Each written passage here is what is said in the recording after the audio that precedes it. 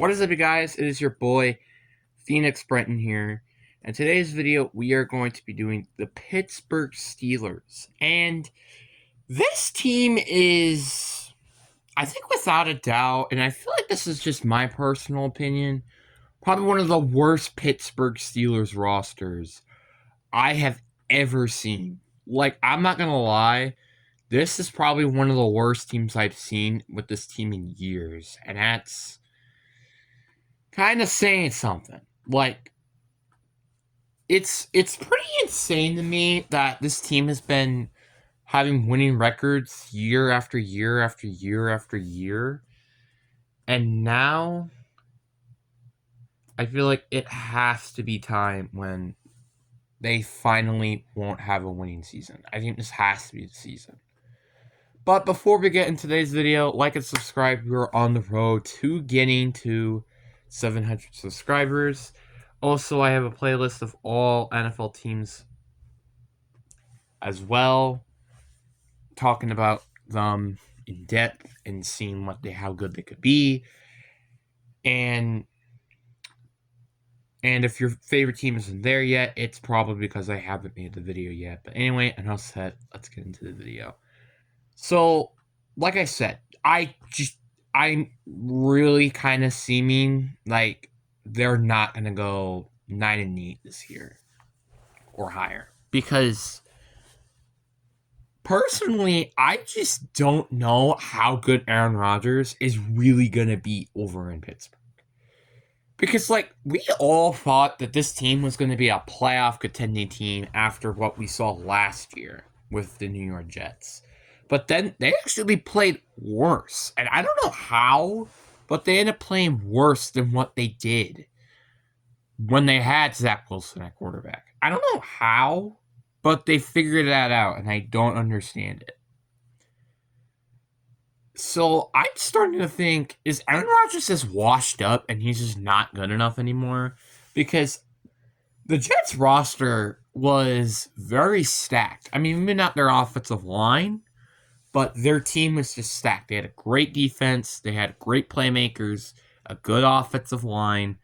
Like, I don't know how you can say that that team should have not made it to the playoffs if Aaron Rodgers wasn't a bad quarterback. So I just can't see that he's going to do anything better in Pittsburgh. And plus, I think Pittsburgh's offense, in my opinion, is probably worse than the Jets' offense. Like, personally, I think Breece Hall is one of the good or great running backs in the league. Garrett Wilson is easily a top 20 wide receiver in the league. Which, yeah, you could say the same thing with DK Metcalf. But who else do they have? And I guess, to be fair, I guess the Jets don't have quite a great receiving core outside of Garrett Wilson, but they at least have, like, Tyler Conklin, who's a solid tight end. So it's just an example. But I'm going to be honest with this one thing about Pittsburgh. This is probably one of the most active off seasons I've seen this team done probably ever in my life. Like, they traded for DK Metcalf, which is huge. They got Jalen Ramsey and Jonas Smith for exchange of Minka Fitzpatrick, which I still don't understand that trade to this day. Like, why are you trading for Jonas Smith when you already have Bright Firemove and Darnell Washington? I don't get it. That just makes no sense. And also, personally, if I'm the Dolphins, I wouldn't trade him, but that's my opinion.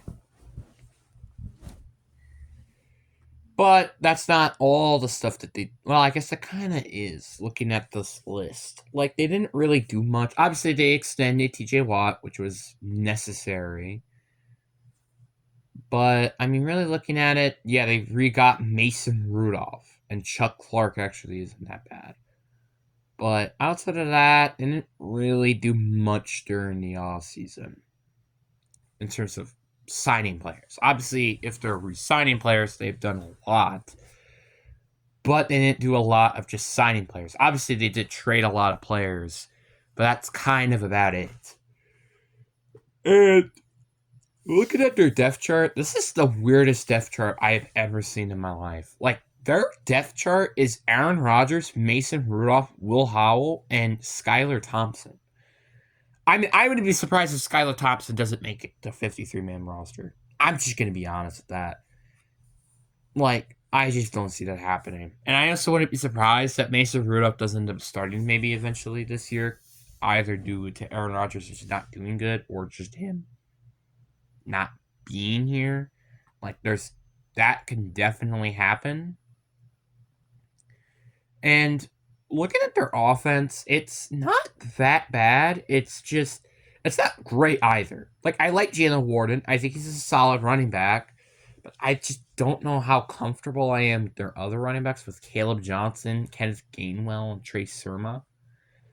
And then the wide receiver core is kind of a mess outside of DK Metcalf. Like, you have Calvin Austin, Robert Woods, Roman Wilson, Scotty Miller. Like, they're just not great receivers. Like, correct me if I'm wrong, but Calvin Austin is not a huge receiver. He's a decent receiver, but is he a WR2 receiver? I just don't think so. Which makes it add none sense that they went and traded for a tight end. Like, I'm not gonna lie, you already had Pat Freiermuth and you drafted Darnell Washington like a couple years ago. So why are you trading for another tight end? I just don't get it. Like, you already have Pat Freiermuth, who's good, and then you have Darnell Washington, who you need to really develop because he can be a very big target who could be really, really good. And now you're trading for Jonnu Smith. And the last time I checked, I'm pretty sure Aaron Rodgers doesn't like tight ends. So I don't understand this at all. And then their offensive line is actually pretty solid. Obviously, we get to see Troy Fautano this year. Also, we get to see, obviously, Broderick Jones, Zach Frazier. Maybe I would like to see better stuff out of their guards. But they do have a rookie at guard, and then they have Isaiah Mishanu, who's a veteran, which I think is, honestly, with looking at that offensive line, that's kind of what they really need is a veteran experience. And then their defense. And the more I really do think about it, the more I kind of question why they went and got Derek Harmon. At first, I thought it made sense, but now, I don't know. Because, they did need a player to eventually replace Cameron Hayward. Because because Cameron Hayward's in his mid-30s, or maybe late 30s. I don't know. But they also drafted Keanu Benton last year, which is very solid. They also had the Marlon Lee, who has had some talk in the past, and they also got Dean Lauer. So it's kind of a questionable. And also they have so many edge rushers already, like Alex Highsmith, Jack Sawyer, Nick Herbert, and TJ Watt. Like, that's a lot of pass rushers. I don't understand why, but whatever. They also have pretty good linebackers too, with Malik Harris, Cole Hubach, Patrick Queen, and Peyton Wilson. And then obviously their secondary is not the greatest, but it's not bad either. I like their corners, especially with Darius Slay, Joey Porter Jr., and Jalen Ramsey. Now, if we're talking about this 5 years back, and the current Jordan Porter Jr., that's probably one of the most scariest secondaries in the league. Now, not so much. And then their safeties have a lot to desire with John Thornhill, Deshaun Elliott, and Chuck Clark. So it's going to be very interesting to see how this secondary plays out throughout this year. I'm going to be honest. But personally, if I'm Pittsburgh, I would have not accepted the trade of Minkah Fitzpatrick and whatever the pick was for exchange of Jonnu Smith and Jalen Ramsey, because you didn't need a tight end. And yeah, you could use a corner. You already have a ton of young corners that you can use, like Benny Bishop, for example. Or hell, you can move Chuck Clark or John Thornhill to your nickel corner. I'm just saying. But anyways, that's whatever. I think their defense will always consistently be good. It's the Steelers. Their defense is usually always good every year. It's just, it kind of comes down to the offense this year and how good that's going to be. That's kind of what we're very interested in to see, is how good their offense is going to be. Because personally, I don't have high hopes with Aaron Rodgers being a legit great quarterback. I have very, very small odds that this team will actually do legitimately great in terms of offense. And honestly, even just in general, probably. So, anyways, that is it. Now let's go talk about the worst case scenario and then our best case scenario. Starting off week 1, which is the revenge of Aaron Rodgers in terms of the Jets, which I can barely call it a revenge because he only played it one season. That I obviously think the Jets are going to win. Then the Seahawks versus Steelers. I think they will get the win against the Seahawks. They usually beat us every year.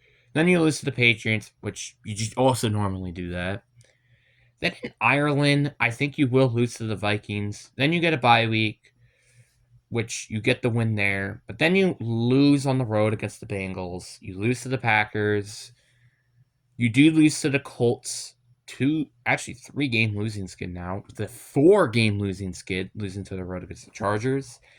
Then you're winning finally. It's been a while since you've won. You actually get a little bit of a win streak going. Then you lose to the Bills, and then the Ravens, and then the Dolphins, and then the Lions, then the Browns, and you get the win at home against Baltimore. So worst case scenario, I have this team going 5-12, which is kind of what I can't see. I mean, also they could go 4-13, you could say, because they might not even want to win that game, honestly. But let's just say hypothetically 4-13 is their floor, which is one of the lowest floors I've gave a single team so far, which is saying something. Then obviously best case scenario, I think you still lose to the Jets week 1. I just see that happening. I think what the first 3 weeks are going to be are probably what's going to happen. Then obviously I think you will beat the Vikings in Ireland. You beat the Browns still. I still think you're going to lose to the Bengals on the road. And I think at home you're still going to lose to the Packers, but you're going to win at home against the Indianapolis Colts. Then you lose to the Chargers on the road. You get the win at home against Cincinnati. I think you win on the road against the Bears. You still lose to the Bills at home. You lose to the Ravens on the road. You do get the win, though, against the Dolphins at home. And I think everything plays out the exact same of what I just said. So my best case scenario, I have this team going, I guess 9-8. That's their best case scenario. I just cannot see this team doing anything remotely good. Like 9-8 isn't bad, but the problem is like this team has been kind of just in that 9-8 mockery for so many years that this is honestly kind of a disappointment. So, Steelers fans, I'm sorry, but you probably should keep your expectations remotely low this year, because I would be very surprised if this team goes in the playoffs and actually win a playoff game. Because again, looking back at their roster, seeing Aaron Rodgers starting, it's just, I don't know. I don't really know, guys. But anyways, guys, I really do hope you guys enjoyed this video. Peace.